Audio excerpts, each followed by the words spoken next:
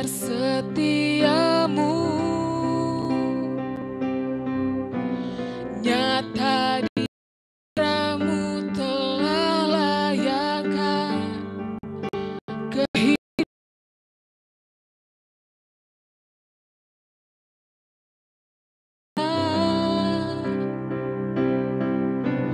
Lukiskan indahnya Kau Tuhan,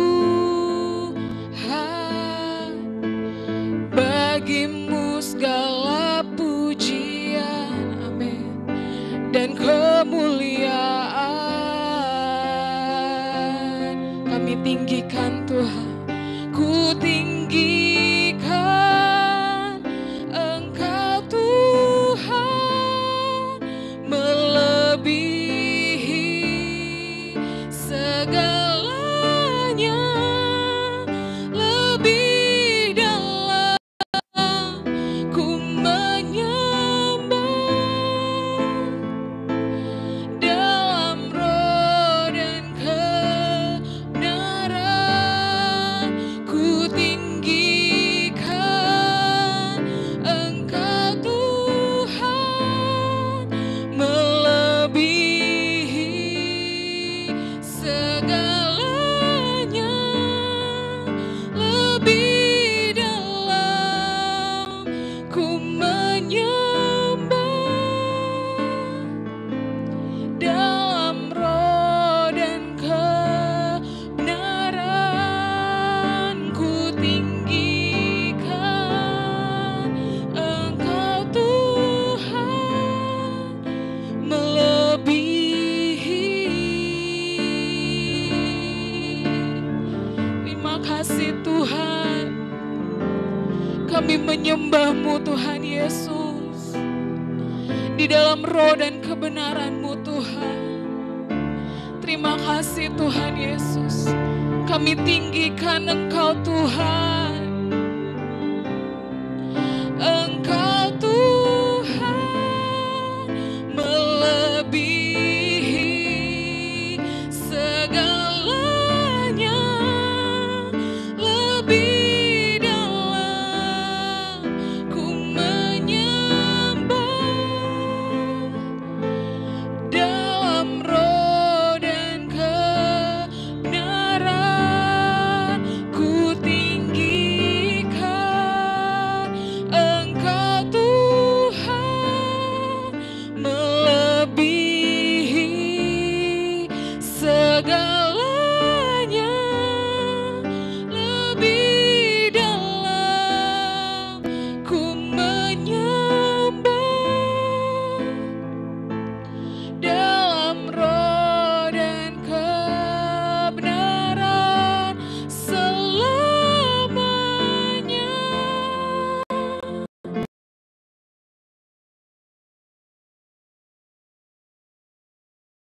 Terima kasih Tuhan buat kebaikan-Mu, buat kasih setia-Mu.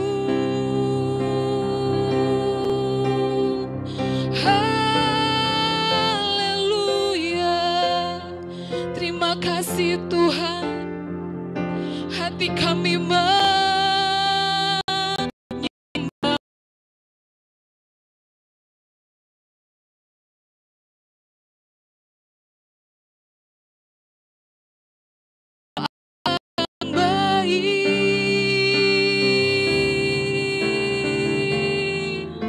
Terima kasih Tuhanku, kami menyembah-Mu Tuhan dengan segenap hati kami. Naikkanlah syukur-Mu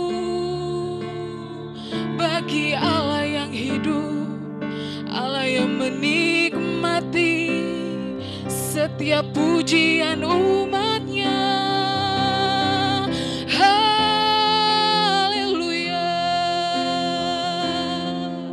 Terima kasih buat perbuatan ajaib-Mu Yesus,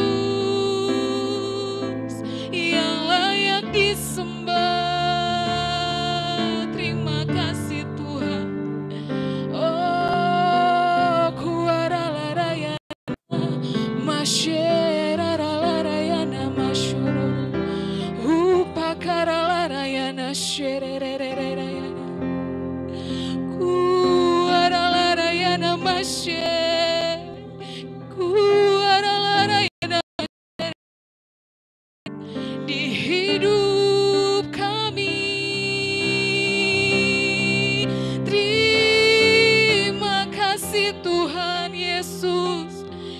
yang menjagai kami, yang menyertai kami Tuhan dengan firman-Mu. Ya Allahku Tuhan Yesus, terima kasih. Terima kasih Tuhan.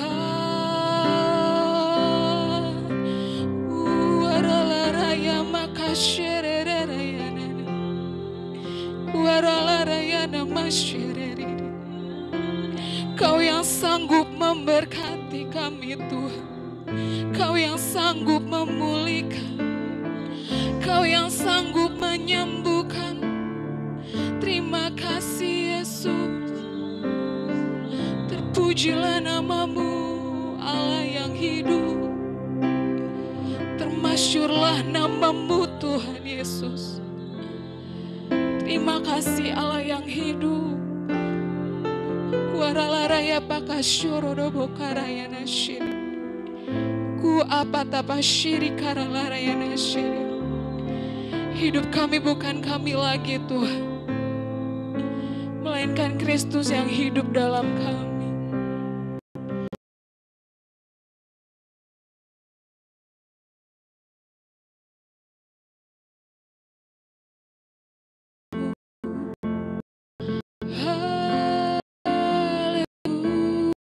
Haleluya. Terima kasih Yesus.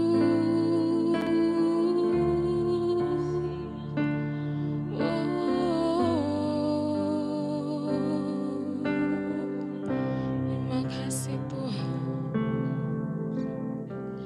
Hadirat-Mu Tuhan,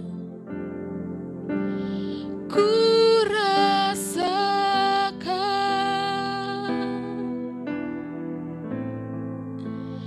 kekudusan-Mu Bapa, penuhiku.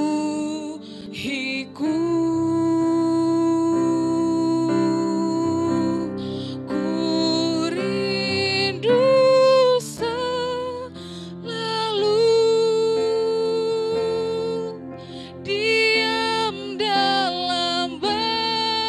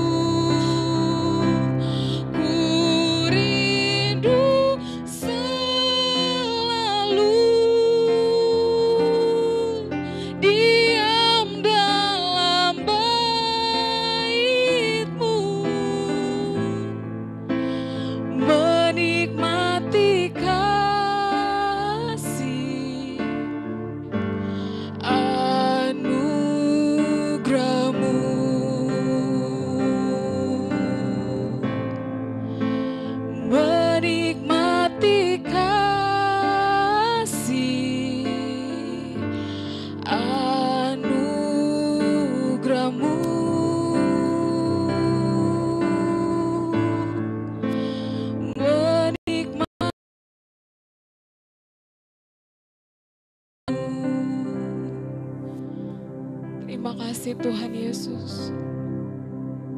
Engkau yang memberkati ibadah pada pagi hari ini Tuhan.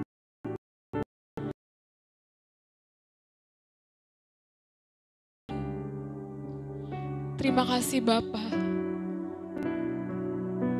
Engkau membukakan pikiran hati. Kami boleh kuat Tuhan.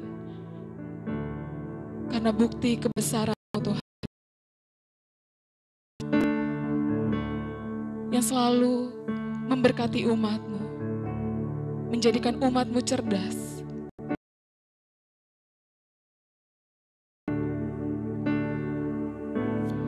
Bapa, Kau setia.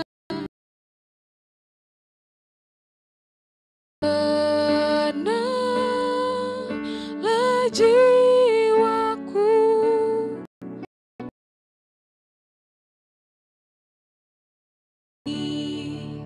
Dari harta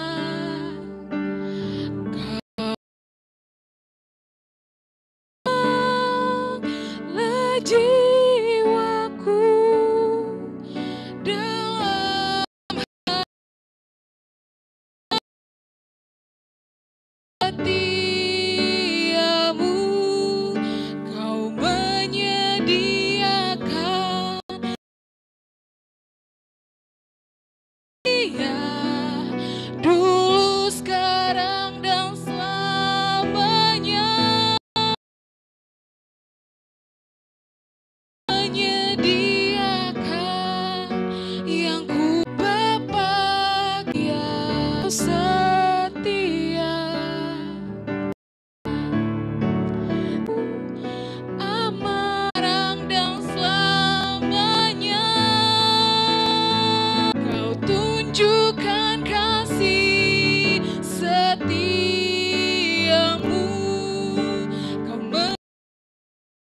Kau setia, Kau mulia dulu, sekarang, dan selamanya. Kau tunjukkan menyediakan yang ku perlu. Kau setia, Kau setia, Kau setia, Kau mulia, Bapa, Kau setia.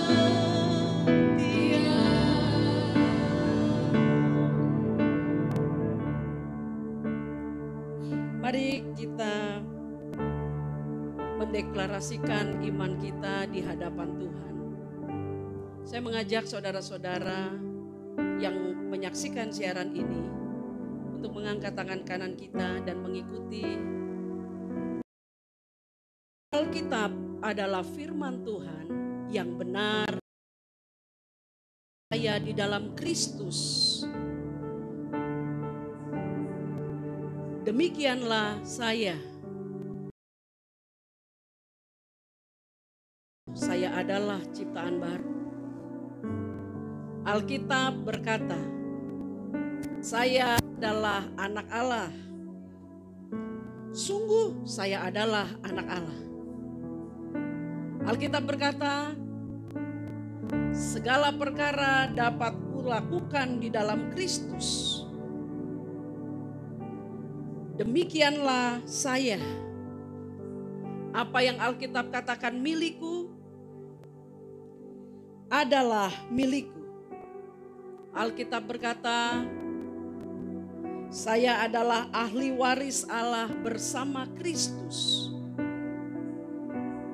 Sungguh saya adalah ahli waris Allah bersama Kristus. Dalam nama Tuhan Yesus, mari kita berdoa bersama-sama. Bapa yang maha hebat, kami mengagungkan-Mu di dalam nama Tuhan Yesus Kristus. Pada hari ini dalam ibadah live streaming Gereja United, Roh-Mu yang kudus terus memimpin kami bertumbuh secara dewasa dalam firman kebenaran-Mu. Di tengah-tengah situasi-situasi, di tengah-tengah keadaan bagaimanapun, Roh-Mu terus memimpin kami bertumbuh. Sebab hanya dengan pertumbuhan manusia rohanilah setiap kami dimampukan oleh-Mu untuk cakap mengatasi segala situasi dan keadaan hidup kami. Olehnya kami menyerahkan sepenuhnya waktu pemberitaan firman hidup ini dalam pimpinan-Mu, Allah Roh Kudus yang mulia. Kami sambut firman-Mu dengan hormat dalam nama Tuhan Yesus Kristus. Amin. Shalom manusia Allah yang perkasa. Senang sekali dalam sukacita Kristus pagi ini saya bisa menyapa Anda kembali di rumah dan menjadi doa saya dan semua kita bersama bahwa kita senantiasa berada dalam keadaan sehat dan tetap baik-baik saja karena Kristus. Untuk itu, sahabat yang diberkati Tuhan Yesus Kristus, manusia Allah yang perkasa, saya mengajak kita untuk bersama-sama membuka kebenaran firman Tuhan yang terambil dari 2 Korintus pasalnya yang ketiga, ayat 1 sampai dengan yang keempat. Saya ulangi sekali lagi. 2 Korintus pasalnya yang ketiga, ayat 1 sampai dengan 4. Saya akan membaca, saudara-saudara bersama-sama dengan saya bisa membaca di rumah. 2 Korintus pasal 3 ayatnya yang pertama. Adakah kami mulai lagi memujikan diri kami? Atau perlukah kami seperti orang-orang lain menunjukkan surat pujian kepada kamu atau dari kamu? Ayat 2. Kamu adalah surat pujian kami yang tertulis dalam hati kami dan yang dikenal dan yang dapat dibaca oleh semua orang. Karena telah ternyata bahwa kamu adalah surat Kristus yang ditulis oleh pelayanan kami, ditulis bukan dengan tinta, tetapi dengan roh dari Allah yang hidup, bukan pada loh-loh batu, melainkan pada loh-loh daging, yaitu di dalam hati manusia. Demikianlah besarnya keyakinan kami kepada Allah oleh Kristus.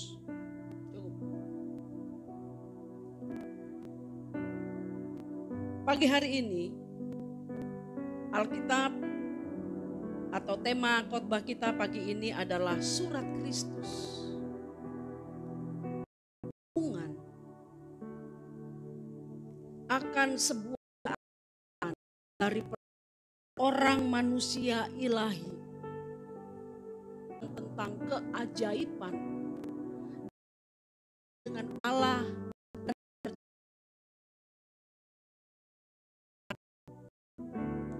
Dan kemudian selanjutnya kita baca sampai dengan ditulis oleh Rasul Paulus. Paulus menghadapi sebagai Rasul Allah yang disahkan oleh Tuhan Yesus. Antara ajar palsu Paulus, rasulan Paulus patut diragukan.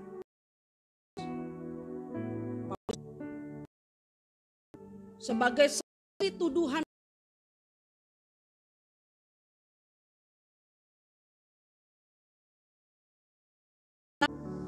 justru Rasul Paulus menjadikan firman yang diandalkannya untuk menjadi pembelanya.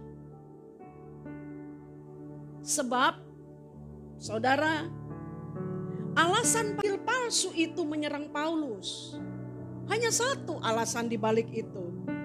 Anggap bahwa pemberitaan Injil oleh Rasul Paulus yang diurapi oleh Roh Kudus merupakan penghalang terbesar mereka memberitakan Injil dalam tanda kutip palsu itu kepada para jemaat yang percaya kepada Kristus, secara khusus orang-orang atau jemaat di Korintus.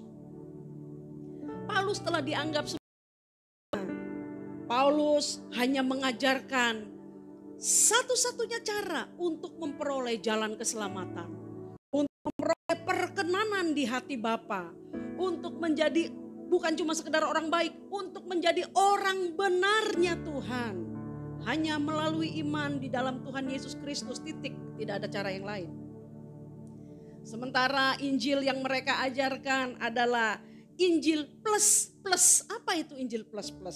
Injil plus Taurat atau perbuatan. Injil plus filsafat dunia. Injil plus pendapat pikiran manusia. Padahal intisari Alkitab, khususnya Injil dalam Kristus Yesus, tidak pernah mengajarkan hal seperti itu. Demikianlah saudara yang diberkati Tuhan Yesus Kristus.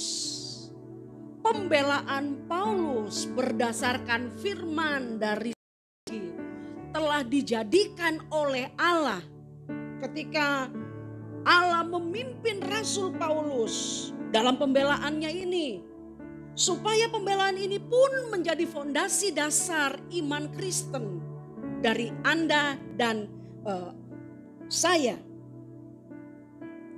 yang harus sungguh-sungguh dipegang bahkan oleh semua orang percaya di muka bumi ini. Supaya ketika kita pun menghadapi serangan iblis yang senantiasa menuduh kita berkaitan dengan kehidupan masa lalu kita, maka kita boleh berdiri di dalam kebenaran yang telah dituliskan Rasul Paulus dalam pimpinan Roh Kudus di 2 Korintus pasal yang ketiga, ayat 1 dan seterusnya itu.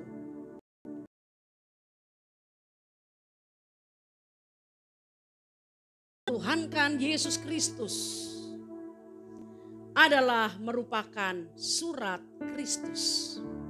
Saya ulangi sekali lagi. Kita semua yang bertuhankan Tuhan Yesus Kristus adalah merupakan surat Kristus. Apa itu surat Kristus? Saudaraku, ketika dengan demikian kuat dikatakan kita yang bertuhankan Kristus adalah merupakan surat Kristus. Hidup kita ini diri kita sendiri. Nah, itu dia. Hidup kita ini tak boleh lagi mewakili diri kita sendiri. Sebagai surat Kristus,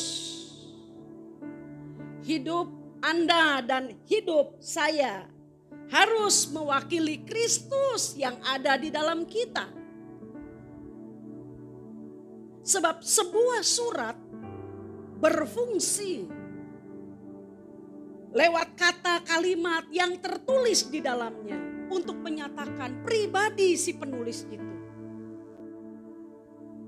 Untuk itu ketika Alkitab mengatakan bahwa siapa yang ada dalam Kristus atau yang bertuhankan Kristus, kita merupakan surat Kristus. Dengan demikian kita harus menyadari hidup kita inilah tidak boleh lagi mewakili diri kita sendiri. Karena kita harus mewakili Kristus yang menjadi penulis kehidupan kita. Maka kita disebut surat Kristus. Dengan demikian saudaraku, tak ada lagi kita yang telah bertuhankan Yesus Kristus tetap diperbolehkan untuk berkata bahwa diriku adalah milikku sendiri. Hidupku adalah milikku sendiri. Sehingga kita bisa berbuat suka-suka terhadap hidup. Kita katakan berdasarkan perasaan dan emosi kita. Kita juga tidak boleh berkata atau masih tetap berkata terhadap kelemahan karakter kita yang mendatangkan dosa. Bahwa saya memang dari dulu udah begitu dari sononya. Gak bisa lagi begitu. Sebab ketika kita mengatakan ini atau kita bersikap seperti ini, kita mengakui langsung atau tidak langsung bahwa ternyata bertuhankan Kristus tidak mengubah apapun dalam hidup kita. Korban Kristus yang sempurna di kayu salib tidak menghasilkan apapun dalam hidup kita, orang yang mempercayainya. Padahal kebenarannya sama sekali tidak begitu. Ini juga bisa berarti bahwa kita menyanyiakan korban sempurna Tuhan Yesus. Kalau saya mau ngomong apa adanya, kita menghina korban sempurnanya yang telah menjadikan kita manusia baru. Sebab ketika Alkitab lewat pembacaan kita pada pagi hari ini menyatakan dengan sangat tegas, kamu adalah surat pujian itu. Kita adalah surat pujian itu. Karena kita ditulis oleh kebenaran firman Kristus. Sehingga tak butuh lagi perkataan manusia untuk memuji kita. Orang bisa melihat dengan matanya dan berkata, itu memang Yesus. Dan kebenaran ini tidak berdiri di atas sebuah ide, hayalan, muluk-muluk. Atau kebenaran bahwa kita adalah surat Kristus. Bukan sekedar perkataan omong kosong yang tak ada isinya. Oleh korban sempurna Tuhan Yesus Kristus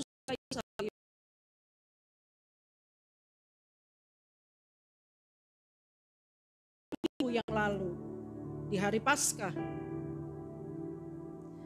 Di sanalah inti atau pokok seluruh Alkitab mengacu. Hanya lewat korban sempurna Tuhan Yesus Kristuslah Anda dan saya menerima keselamatan. Untuk kuasa dosa.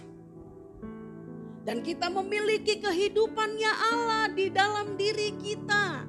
Memiliki kehidupannya Allah di dalam diri kita. Ini bukan omong kosong. Disahkan oleh pengorbanan Tuhan Yesus Kristus. Dibayar lunas oleh darah Allah sendiri. Dan hal-hal ini tidak dilakukan oleh sederetan perbuatan baik manusia. Bukan. Hal ini juga tidak dilakukan oleh sederetan ritual agama sebagaimana yang diperkenalkan Taurat. Tidak. Memperoleh keselamatan dan mendapatkan hidup Allah dalam hidup kita hanya dikerjakan, hanya diperoleh melalui iman kita kepada Tuhan Yesus Kristus. Sehingga tepatlah yang dikatakan di dalam 2 Korintus pasal yang kelima ayatnya yang ke-17. Ia adalah ciptaan baru, yang lama sudah berlalu. Sesungguhnya yang baru sudah datang. Amin. Itulah sebabnya saudaraku, kita atau semua orang berdosa dalam hal keselamatan tidak membutuhkan agama. Bingung dengan penjelasan ini. Kita tidak membutuhkan agama yang mengajarkan bagaimana harus berbuat baik. Sebab perbuatan baik apakah yang bisa dilakukan oleh seseorang yang kodratnya sudah berdosa dan rusak karena dosa. Orang berdosa juga tidak bisa membutuhkan Injil plus-plus. Kristus plus Taurat. Kristus plus kerja keras, berbuat baik, dan sebagainya. Sebab di sana terjadi dan usaha manusia untuk menyelamatkan dirinya dari dosa yang pasti gagal. Yang dibutuhkan oleh manusia berdosa hanyalah seorang juru selamat. Yesuslah itu. Dia mati bagi kita, dia bangkit bagi kita, dia beri hidupnya, dia lepaskan kita dari belenggu dosa. Baru habis itu kita bisa melakukan apa yang benar. Bukan supaya kita masuk surga, bukan. Perbuatan itu kita lakukan bukan supaya masuk surga. Penebusan itu telah membawa kita. Kalau kita berbuat benar, sifat asli atau bawaan dari seorang anak Allah yang Allahnya hidup di dalam dirinya, itu saja. Itu hebatnya Injil. Itu hebatnya korban Kristus bagi Anda dan bagi saya yang menerimanya dengan segenap hati. Itu sebabnya Anda dan saya disebut dengan sangat tegas, kita adalah surat pujian bagi Kristus. Berikutnya, sebagai surat Kristus, Allah telah berkeputusan supaya kita menjadi suratnya yang terbuka. Menjadi suratnya yang terbuka. Sehingga semua orang bisa melihat isinya dan mempermuliakan Allah.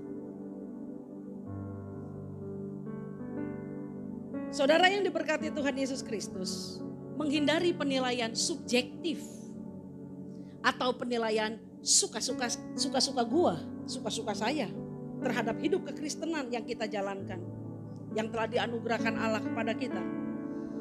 Orang bisa saja berkata, hidup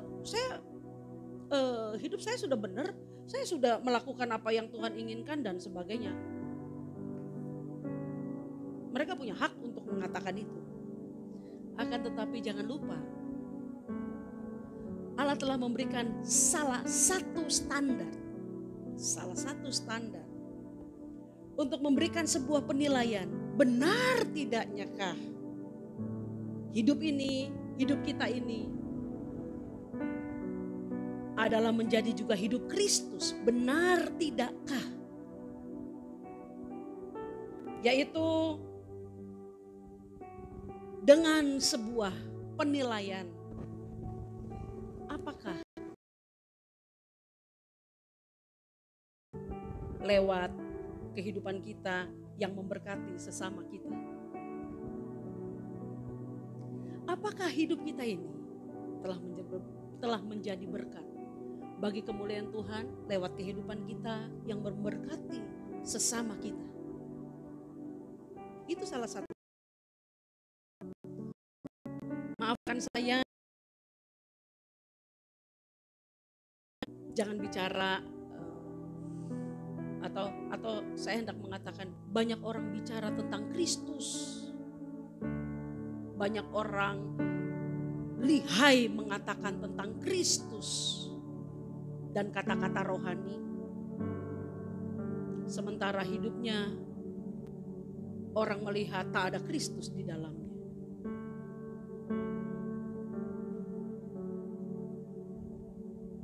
Saya jadi teringat ketika suatu kali Tuhan Yesus ditanya di depan orang banyak oleh salah seorang ahli Taurat untuk mencobai dia dengan sebuah pertanyaan. Ketika Tuhan Yesus menyinggung bagaimana hidup ini harus menjadi hidup yang menjadi berkat bagi kemuliaan Allah, yang dinyatakan dengan cara hidup kita yang memberkati sesama kita juga.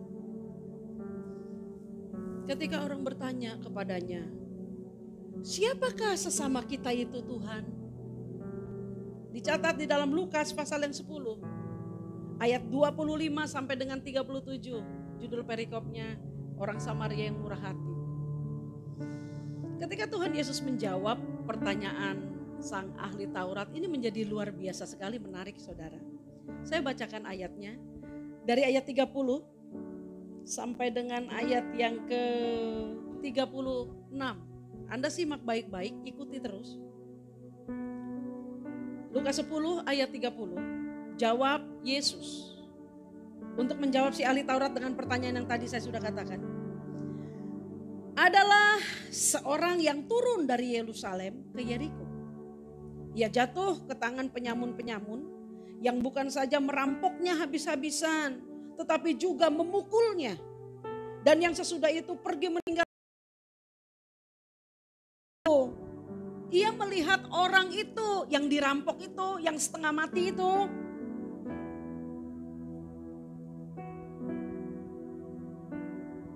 Tetapi ia melewatinya dari seberang jalan.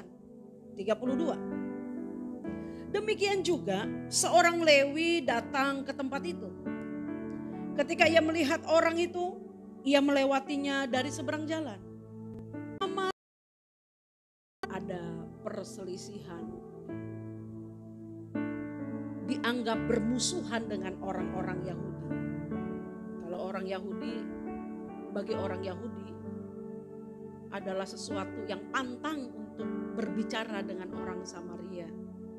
Kalaupun mereka harus melewati jalan, mereka berusaha untuk menghindari daerah Samaria. Saya tidak bisa membahasnya sekarang untuk hal ini, tapi saya memberikan catatan sedikit saja supaya kita bisa mengerti. Dikatakan bahwa di ayat 33, lalu datang seorang Samaria, yang dirampok itu orang Yahudi lah, yang sedang dalam perjalanan ke tempat itu. Dan ketika si Samaria itu melihat orang itu, tergeraklah hatinya oleh belas kasihan. Ia pergi kepadanya, lalu membalut luka-lukanya. Sesudah ia menyiraminya dengan minyak dan anggur, kemudian ia menaikkan orang itu ke atas keledai tunggangannya sendiri. Lalu membawanya ke tempat penginapan dan merawatnya. Luar biasa. 35, masih belum cukup. Keesokan harinya, si Samaria menyerahkan 2 dinar kepada pemilik penginapan itu. Katanya, dia pesen sama yang punya penginapan itu. Rawatlah dia. Jika kau belanjakan lebih daripada ini, aku akan menggantinya waktu aku kembali. Hebat, puji Tuhan. Setelah ayat 36, Tuhan Yesus memberikan pertanyaan balik kepada si ahli Taurat itu. Siapakah di antara ketiga orang ini? Yang tadi dikatakan imam, Lewi, dan si orang Samaria. Siapakah di antara ketiga orang ini menurut pendapatmu adalah sesama manusia? Maksudnya adalah orang yang memperlakukan si Tuhan kasih yang sejati. Maksudnya begitu. Siapakah di antara ketiga orang ini menurut pendapatmu adalah sesama manusia dari orang yang jatuh ke tangan penyamun itu? Tentu tak diragukan. Semua yang mendengar pernyataan perumpamaan Tuhan Yesus, termasuk si ahli Taurat, sangat setuju. Dialah pasti orang Samaria itu. Dialah pasti orang Samaria itu. Yang seharusnya masih menjadi musuh orang Yahudi. Yang seharusnya tidak bergaul dengan orang Yahudi. Sahabat yang diberkati Tuhan Yesus Kristus. Jawaban ini sangat memukul siapapun yang masih memiliki kejujuran nurani. Pengetahuan kita, teori kita tentang Allah, atau bahasa-bahasa rohani kita, benar adalah surat Kristus yang dalam hidup ini tak lagi menjadikan hidup ini sebagai hidup kita, tapi hidup ini merupakan perwakilan Allah yang hidup dalam diri kita. Perumpamaan ini hanya memiliki satu prinsip kebenaran. Garis lurusnya sangat jelas. Yaitu bahwa tidak ada seorang pun yang memiliki hidupnya Allah. Yang dalam kehidupannya dia tidak berkehidupan seperti Allah. Karena itu Tuhan Yesus menyimpulkan ini sari penting seluruh Alkitab dan para nabi, seluruh Taurat, hukum Taurat dan kitab para nabi dengan dua kebenaran ini. Yang pertama, kasihilah Tuhan Allahmu dengan segenap hatimu dan dengan segenap jiwamu dan dengan segenap akal budimu. Itu hukum yang pertama dan yang terutama. Yang kedua yang sama dengan itu. Maksudnya ketika hukum yang pertama ini menguasai kita, maka hukum yang kedua otomatis berjalan bersama-sama. Tapi dia tidak bisa dibalik. Hukum yang kedua yang sama dengan itu, kata Tuhan Yesus, kasihilah sesamamu manusia seperti dirimu sendiri. Kasihilah sesamamu manusia seperti dirimu sendiri. Menutup kebenaran ini, mari renungkan baik-baik. Apa yang saya mau katakan sebagai kesimpulan dari seluruh apa yang kita dengar. Tidak ada seorang pun dari kita yang mengatakan Allah hidup di dalam diri kita. Sementara kita tidak hidup seperti Allah hidup. Selamat menjadi surat Kristus. Tuhan Yesus memberkati. Amin.